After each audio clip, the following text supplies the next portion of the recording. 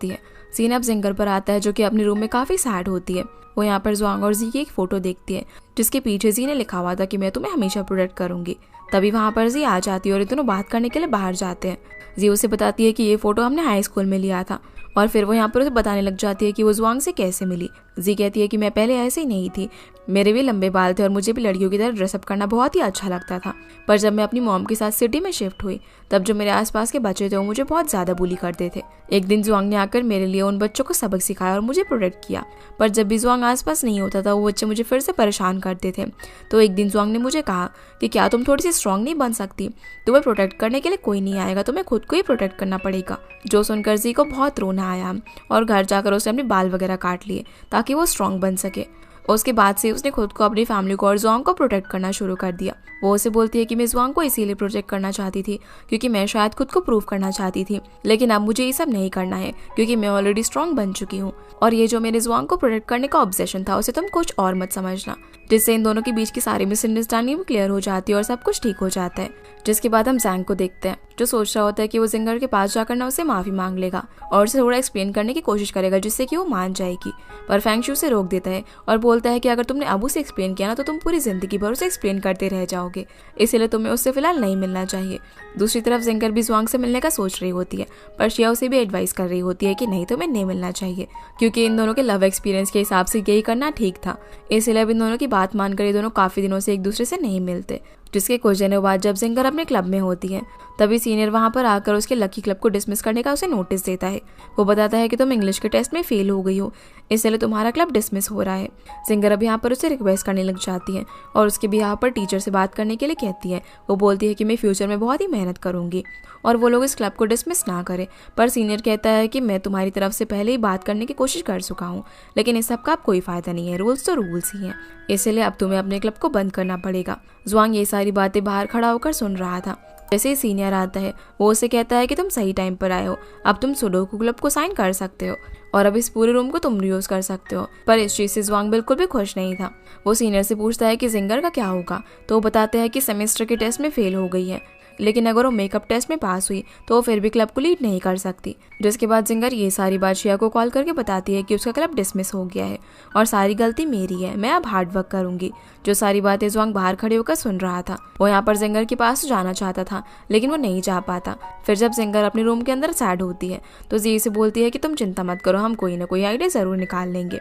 जहाँ शिया उसे बताती है कि हम लोग क्लब को डिसमिस होने से रोकने के लिए स्टूडेंट्स की हेल्प लेंगे, इसीलिए वो लोग अगले दिन से पैम्पलेट्स वगैरह बांटना शुरू कर देते हैं ताकि लोग उनके क्लब को बचाने में उनकी मदद करें। पर ऐसे कुछ दिन बीत जाते और कुछ भी नहीं होता और जुआंग जिंगर को इस तरह से परेशान नहीं देख पाता। उसे एक आइडिया आता है, वो सीधा ब्रॉडकास्टिंग स्टेशन रूम के अंदर जाता है जहाँ पर वो माइक में बोलकर सभी स्टूडेंट्स को कन्विंस करने लग जाता है लकी क्लब को सेव करने के लिए और बताता है कि लकी क्लब की जो ओनर है वो कितनी ज़्यादा अच्छी है, वो सभी लोगों को कितनी हेल्प करती है। जिसकी ये सारी बातों से काफ़ी सारे स्टूडेंट्स कन्विंस हो जाते हैं।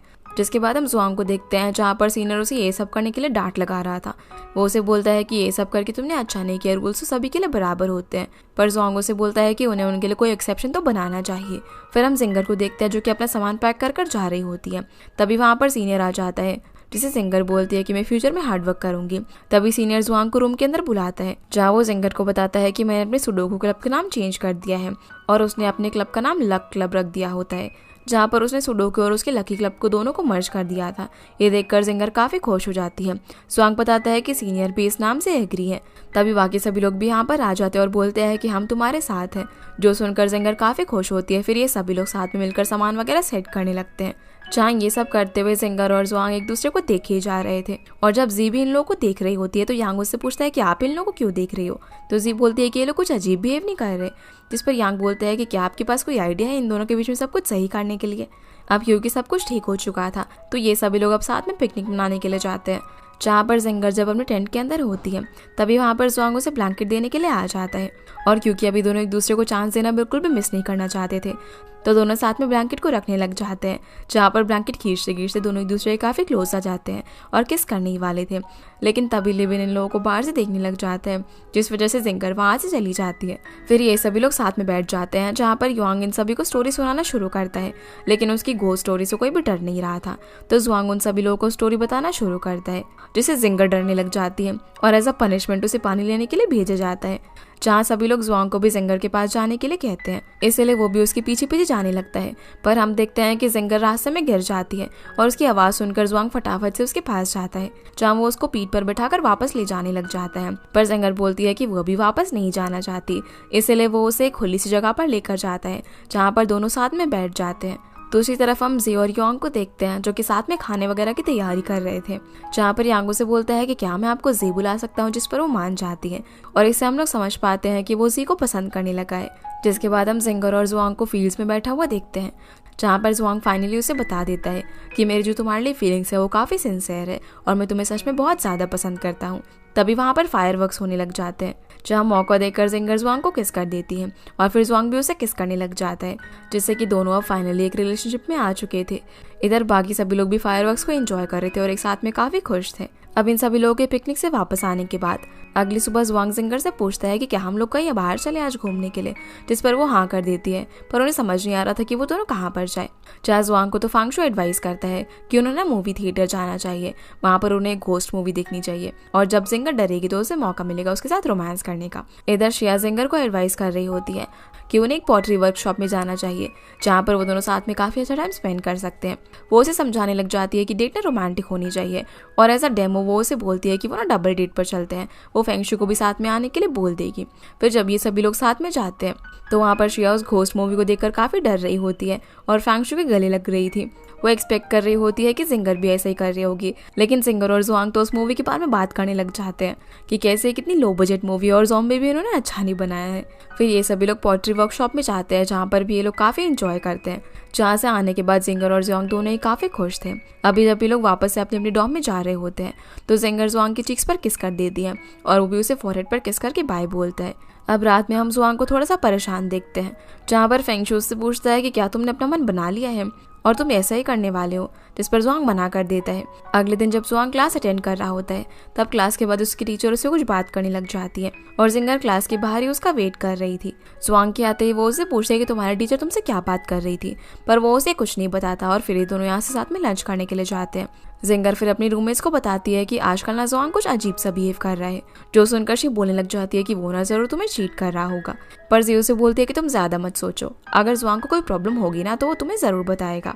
फिर अगले दिन जब जुआंग और जिंगर दोनों साथ में क्लासरूम में होते हैं, जहाँ उसे जैसे ही पता चलता है कि जुआंग को थोड़ा सा कोल्ड है तो वो उसके लिए पानी लेने के लिए जाता है। उसी वक्त जुआंग के फोन पर एक मैसेज आता है जिसमें लिखा हुआ था कि स्टूडेंट एक्सचेंज प्रोग्राम की वजह से उसे ओवरसीज एक बड़ी सी यूनिवर्सिटी के अंदर एडमिशन मिल गया है और इसी वजह से वो काफ़ी परेशान हो रहा था।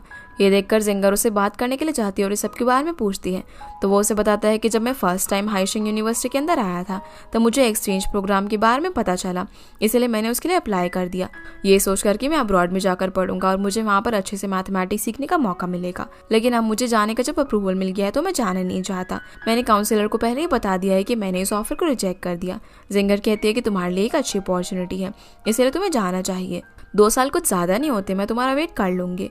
पर जुआंग कहता है कि मैं तुमको छोड़कर नहीं जाना चाहता और मैं तुम्हारी केयर करना चाहता हूँ, तुम्हारे साथ रहना चाहता हूँ।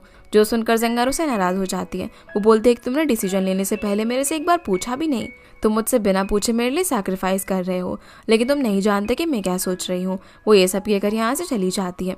जिसके बाद हम जिंगर को उसके रूम में सैड बैठा हुआ देखते हैं, जहाँ पर श्रेया उसे बोलती है कि जिस यूनिवर्सिटी में जुआंग जा रहा है वो बहुत ही अच्छी यूनिवर्सिटी है, पर जुआंग उन लोगों को बताती है कि उसने जाने से मना कर दिया है, जो सुनकर वो भी हैरान हो जाते हैं। इधर फेंगशु जुआंग को बोलता है कि तुम्हें अपने डिसीजन के बारे में फिर से सोच लेना चाहिए, क्योंकि ऐसी अपॉर्चुनिटी बार बार नहीं मिलती।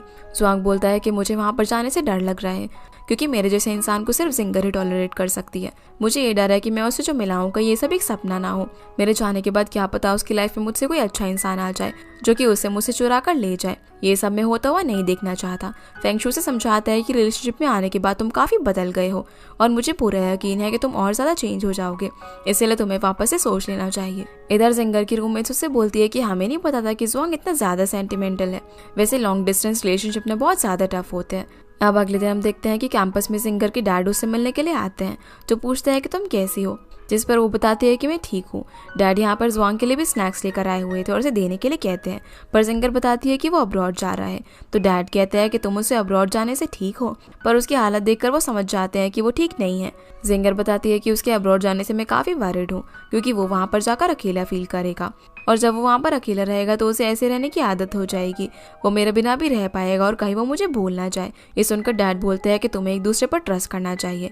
वो उसे बताने लगते हैं कि जब मैंने और तुम्हारी मॉम ने डेटिंग करना शुरू कर दिया था, मेरा ट्रांसफ़र दूसरी सिटी में हो गया था। उस वक्त तो सेलफोन्स भी नहीं थे, तो हमें एक दूसरे से बात करने के लिए टेलीफोन बूथ पर लंबी लंबी लाइनों में खड़ा होना पड़ता था, लेकिन फिर भी हमारी बात नहीं हो पाती थी। मैं तुम्हारी मॉम को हर टाइम मिस करता था। जब भी मैं हॉलिडे पर जाता था तो तुम्हारी मॉम मुझे बहुत ज़्यादा अच्छी लगती थी। वो उसे समझाते हैं कि तुम डायरेक्ट भी जुआंग को कह सकती है कि तुम उसे बहुत ही मिस करोगी, पर एंड में ये सब वर्थ इट रहेगा। इसलिए अब अगले दिन जुआंग जब अपनी क्लास अटेंड करने के लिए जाता है तो उसे उसकी टीचर कहती है कि क्या तुम अपना डिसीजन ले चुके हो, जिस पर जुआंग कहता है कि मैंने अपने डिसीजन के लिए श्योर हूँ कि मैं अब्रॉड नहीं जाऊँगा। जो सुनकर टीचर कहती है कि ठीक है, मैं भी तुम्हें दोबारा से फोर्स नहीं करूँगी। तभी उसे जिंगर का मैसेज आता है जो उसे वहीं पर मिलने के लिए बुलाती है जहाँ पर वो दोनों पहली बार मिले थे। इसलिए अब जुआंग उसे गेट के पास जाता है जहाँ पूरी वॉल पर जिंगर ने उन दोनों के जो भी मोमेंट साथ में उन लोगों ने बिताए थे वो सब कुछ पेंट करवा दिए होते हैं और उन सभी मोमेंट्स को जुआंग याद करने लगता है। फिर वो उसके सामने आती है और उसे कहती है कि ये मैटर नहीं करता कि तुम कहीं भी रहो, मैं हमेशा तुम्हारे साथ रहूंगी। जुआंग भी उसे कहता है कि मैं भी हमेशा तुम्हारे साथ ही रहूंगा। फिर दोनों एक दूसरे को किस करने लग जाते हैं और बोलते हैं कि अगर हम दोनों कभी अलग भी हो जाएंगे तो हम दोनों फिर से ज़रूर मिलेंगे। यानी कि अब दोनों ही जुआंग के अब्रॉड जाने पर एग्री कर गए थे और